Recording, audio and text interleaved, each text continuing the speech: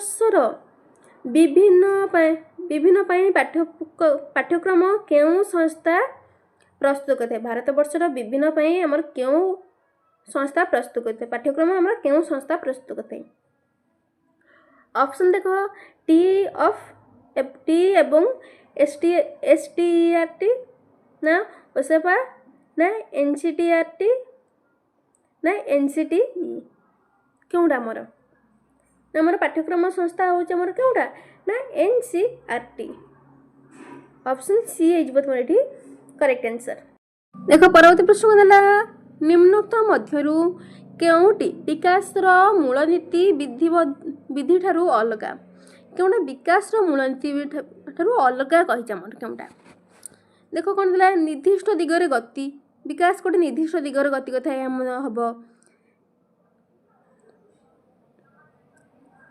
वृत्तिगत निरूपणता हठात हासिल या हमर हबनी गोटे देखो आउ कौन अच्छे ऑप्शन देखो धारा स्वतंत्र यह विकास कोटे धारा स्वतंत्र होता है धारावाहिक प्रक्रिया ताले ऑप्शन बी टा हो मोर करेक्ट आंसर ऑप्शन बी हूँ वृत्तिगत निरूपणता हठात हासिल देखो नेक्स्ट है निम्नोक्त मध्यरु केउं नीतिटी अंतर्दृष्टि मतवाद सह संपृक्त नुहे अंतर्दृष्टि मतवाद सहित हमर केउटा सानिध्य नीति ना अंतर्भुक्त नीति ना संपूर्णता नीति ना फलाफल नीति यहीटा आमर हो फलाफल नीतिटा कारण आमर प्रजोत्पन्न प्रमाद जी अच्छे आम थंडाइट ये मतवादटा फलाफल नीति ताले ऑप्शन डी हो तुम ये करेक्ट आंसर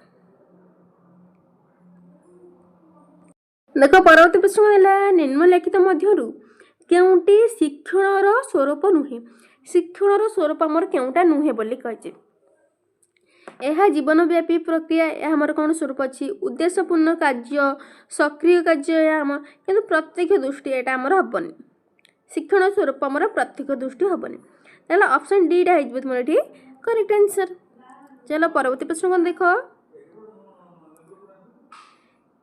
निम्नोक्त मध्यरु केउंटी समापनमूलक प्रश्नर नियम नुहे समापनमूलक प्रश्नर आमर केउंटा नियम नुहे बोली कहिचे ताहले देखो केउंटा परीक्षक परीक्षार्थी को कौन चाहूँगी स्पष्ट होगा ना प्रश्न प्रदत्त शून्य स्थान सर्वदा समान होगा ना एपरी प्रश्न शिक्षक मान सहज प्रस्तुत करें ना तेल केउटा समापनमूलक प्रश्नर नियम आमर केउटा नुहे ना एपरिक प्रश्न शिक्षक मैंने सहज प्रस्तुत करें ऑप्शन सी है तुम ये करेक्ट आंसर एक परवर्ती प्रश्न हूँ क्यों मूल्यांकन द्वारा शिक्षार्थी बौद्धिक और अन्य बौद्धिक क्षेत्र में शिक्षार्थी स्थिति आकलन कराची आमर क्यों प्रकार मूल्यांकन रे शिक्षार्थी कौन बौद्धिक अन्य बौद्धिक क्षेत्र में शिक्षार्थी स्थिति आकलन कराए ऑप्शन देख कौन है व्यवस्थान ना सामग्रिक ना समाप्ति सूचक ना नैदानिक आमर व्यवस्थान कौन जो रहा सीटी हो कि बीडी हो कि ओटीटी हो यह सब आमर व्यवस्थान गोटे निर्दिष्ट प्लेसमेंट में देवाई यह व्यवस्थान समाप्ति सूचक ना कौन गोटे निर्दिष्ट वर्षर शेष जो परीक्षाटा हो वार्षिक जोटा आम कहते वार्षिक परीक्षा आमर कौन गोटे वर्षर शेष जोटा आम परीक्षाटा हो प्रकार मूल्यांकन कौन कह आमर समाप्ति सूचक नैदानिक कौड़ा आमर कहवा ना जोटा आमर शिक्षार्थीर किसी दोष दुर्बलता अच्छी से आकलन करने जो परीक्षाटा कराए से आमर कौन कहवा नैदानिक किंतु बौद्धिक अन्य बौद्धिक क्षेत्र में शिक्षार्थी स्थिति आकलन कौड़ा आमर सामग्रिक आकलन कराए सामग्रिक मूल्यांकन ताले ऑप्शन बी हो तुम ये करेक्ट आंसर देख परवर्ती प्रश्न देला हर्लंक मतरे षष्ठ श्रेणी रे पिलाटी पढ़ला बेलू से प्राय केतोटी शब्द शिखि थाए तेरे हर्लंक मतरे षष्ठ श्रेणी गोटे पिला पढ़ला बेलू से केतोटी शब्द शिखि थाए 40,000 ना 45,000 ना 50,000 ना 55,000 ना षष्ठ श्रेणी पढ़ला से 50,000 शब्द शिखि थाए ऑप्शन सी हूँ तुम ये करेक्ट आंसर परवर्ती प्रश्न है जाणी शुणी जनकर कार्यकलाप को अविकल नकल कले ताहाको कौन कहुए जदि आम जाणी शुणिकी जनकर कार्यकलाप को नकल कर कौन कहुए अज्ञसत अनुकरण ना ज्ञात अनुकरण ना क्रियात्मक अनुकरण ना अर्थहीन अनुकरण तेल आमर ज्ञात अनुकरण जाणी शुणिक आम कर ऑप्शन बी हो तुम करेक्ट आंसर। देख परवर्ती प्रश्न देला क्यों प्रकार प्रश्न मूल्यांकन बेले व्यक्तिनिष्ठता देखा जाए। क्यों प्रकार प्रश्न मूल्यांकन बेले व्यक्तिनिष्ठता देखा जाए। आमर सीमित उत्तरमूलक एटा हेनी, वस्तुनिष्ठ हेनी, ताले मुक्त उत्तरमूलक प्रश्न हेनी, किंतु दीर्घ उत्तरमूलक हम। ऑप्शन बी हो तुम ये करेक्ट आंसर।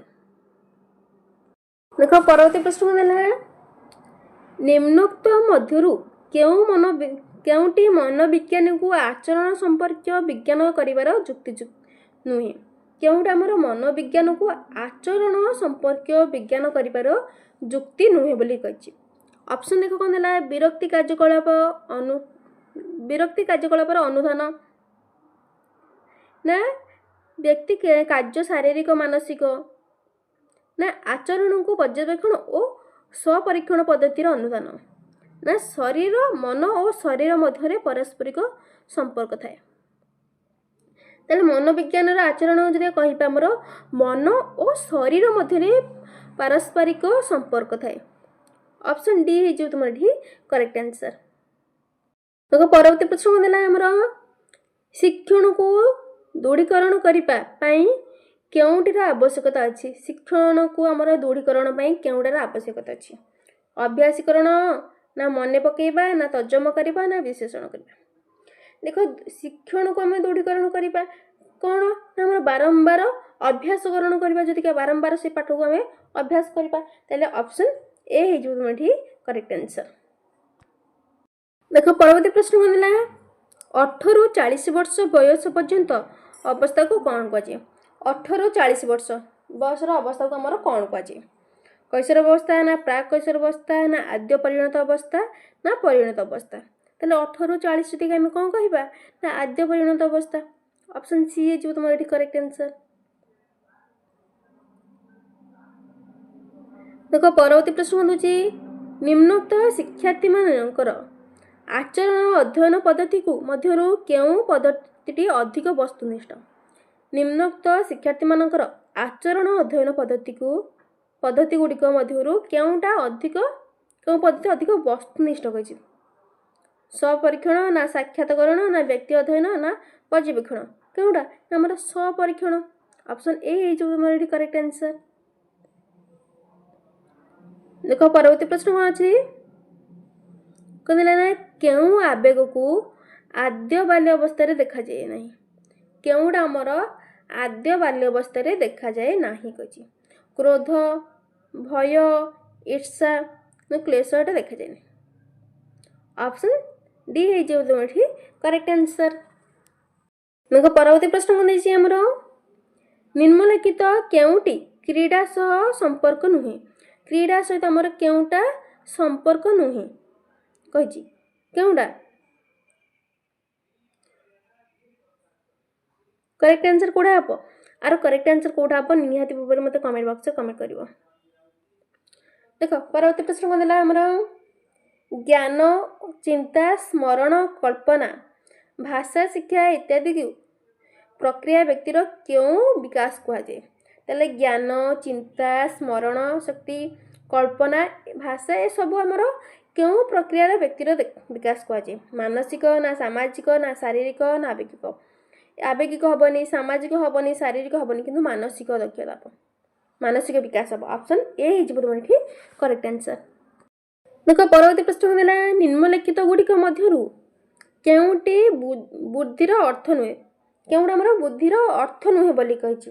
अनुभूति शिक्षा लाभ करने समर्थ ना समस्या समाधान करने दक्षता ना यह एक निर्दिष्ट सामर्थ्य नुहे ना द्रुत शिक्षण पाई क्षमता। ताले करेक्ट आंसर तुम ये कौटा हो आमर कौन देला बुद्धिर अर्थ नुहे कहिछि। ताले यह एक निर्दिष्ट सामर्थ्य नुहे। ऑप्शन सी हो तुम करेक्ट आंसर। देख परवर्ती प्रश्न देछि हमर निम्नलिखित गुड़िक मध्यरु केउटा अनग्रसर शिक्षार्थी लक्षण। अनग्रसर शिक्षार्थी लक्षण आमर केउटा नुहे कहिछि। ज्ञानात्मक दक्षता सीमित ना दुर्बल स्मृतिशक्ति ना लक्ष्य भित्तिक आचरण प्रदर्शन ना असफलता को भीषण भय करती केउटा केउटा आमर अनग्रसर शिक्षार्थी लक्षण नुहे कही ना लक्ष्य भित्तिक आचरण प्रदर्शन ऑप्शन सी है तुम ये करेक्ट आंसर जानिला केउटा कही अनग्रसर शिक्षार्थी लक्षण नुहे यहाँ कौन आमर भल शिक्षार्थी लक्षण यहाँ लक्ष्य भित्तिक शिक्षार्थी लक्षण ताले ये सब हम आमर कौन अनग्रसर पिलांकर ताले ऑप्शन सी है तुम ये करेक्ट आंसर देखो परवर्ती प्रश्न है निम्नोक्त मध्यरु केउटी क्रियाशील उपकरण नुहे केउटा आमर क्रियाशील उपकरण नुहे बोली कही नाटक अभिनय नाटकटा आमर कौन क्रियाशील हम विभिन्न स्थान परिदर्शन यह क्रियाशील उपकरण जंत्रपातिर व्यवहार यह क्रियाशील व्यवहार किंतु रेडियोटा नुहे ऑप्शन डी है करेक्ट आंसर देखो परवर्ती प्रश्न है निम्नोक्त